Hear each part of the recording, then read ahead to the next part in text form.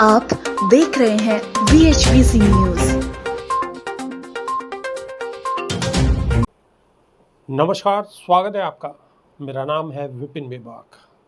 Israel और Hezbollah के बीच चल रहा संघर्ष खत्म होने का नाम नहीं ले रहा। अमेरिका की तरफ से दिए गए सीज फायर प्रस्ताव को भी इजराइल ने खारिज कर दिया है और अपनी सेना को हिजबुल्लाह के खिलाफ पूरी ताकत से लड़ाई जारी रखने का आदेश दिया है। वहीं इजराइल के प्रधानमंत्री बेंजामिन नेतन्याहू ने संयुक्त राष्ट्र महासभा में अपने संबोधन में इस संघर्ष के लिए ईरान को दोषी ठहराया है। इसके अलावा प्रधानमंत्री बेंजामिन नेतन्याहू ने अपने संबोधन में 2 नक्शे दिखाए हैं। दोनों नक्शों में गौर करने वाली बात ये थी कि इनमें फिलिस्तीन को पूरी तरह से मिटा दिया गया है। नेतन्याहू ने अपने संबोधन के दौरान 2 नक्शे दिखाए। इसमें से एक मध्य पूर्व का नक्शा था जिसमें ईरान, इराक, सीरिया और यमन को काले रंग से रंगा गया था और उस पर अभिशाप लिखा हुआ था। वहीं बाएं हाथ पर मिस्र, सूडान, सऊदी अरब और भारत सहित देश को हरे रंग से रंगा गया था जिस पर आशीर्वाद लिखा हुआ था। सबसे चौंकाने वाली बात यह थी कि इन नक्शों में फिलिस्तीन के अस्तित्व को मिटा दिया गया। अब दुनिया के कई देशों की सरकार इन नक्शों को डिकोड करने में लगी हुई है। हरे रंग में दिखाए गए देशों में भारत के अलावा मिस्र, सूडान, सऊदी अरब शामिल है। इन देशों को आशीर्वाद के तौर पर दिखाया गया है। भारत का नाम इसमें होना समझ में आता है।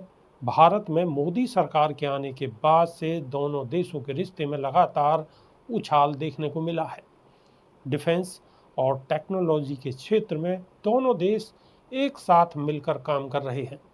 वहीं अगर हम सऊदी अरब की बात करें तो कुछ समय पहले अमेरिका की मध्यस्थता में दोनों देशों के बीच सामान्यीकरण समझौता कराया गया था, लेकिन गाजा में हमलों के बाद से मामला लटका हुआ है। सऊदी अरब का कहना है कि फिलिस्तीन राज्य की स्थापना के बिना इजराइल के साथ सामान्यीकरण संभव नहीं होगा, लेकिन इजराइल को देखते हुए लगता है कि वो रियाद के साथ भविष्य के संबंधों के बारे में आशावादी है। वहीं मिस्र और इजराइल के बीच अक्सर तनावपूर्ण संबंध बने रहते हैं। गाजा को लेकर मिस्र ने महत्वपूर्ण भूमिका जारी रखी है, लेकिन इस बात पर भी गौर करना ज़रूरी है कि हाल के वर्षों में दोनों देशों के बीच ऊर्जा सुरक्षा सहयोग मजबूत हुआ है, जिसमें मिस्र इजरायली गैस का आयात करता है। अमेरिकी मध्यस्थता में सूडान ने 2021 में अब्राहम समझौते पर हस्ताक्षर किए। ये समझौता सूडान के लिए बड़ा बदलाव था। इससे पहले पूर्व राष्ट्रपति उमर अल-बशीर के नेतृत्व में दशकों से इजरायलियों को दुश्मन के तौर पर देखा जाता था।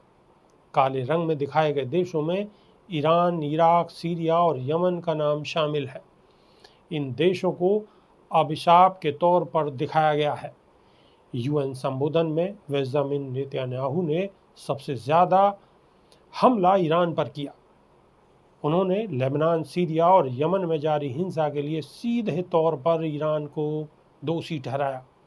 नेतन्याहू ने बताया कि ईरान की तरफ से लेबनान में हिजबुल्लाह, गाजा में हमास और यमन में हौतियों का वित्तीय और सैन्य समर्थन दिया जा रहा है, जो कि अस्थिरकारी प्रभाव का सबूत है।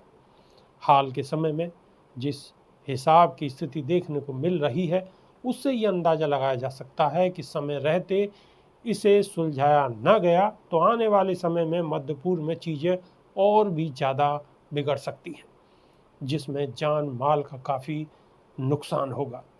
अभी के लिए सिर्फ इतना ही। नमस्कार। रोज की ताज़ा खबरें सुनने के लिए सब्सक्राइब करें BHPC न्यूज चैनल। साथ ही रोज के नोटिफिकेशन जानने के लिए दबाएं बेल आइकन। साथ ही हमें अपनी राय देने के लिए हमारी वीडियो पर कमेंट करके बताएं और वीडियोस को लाइक और शेयर करना बिल्कुल ना भूलें।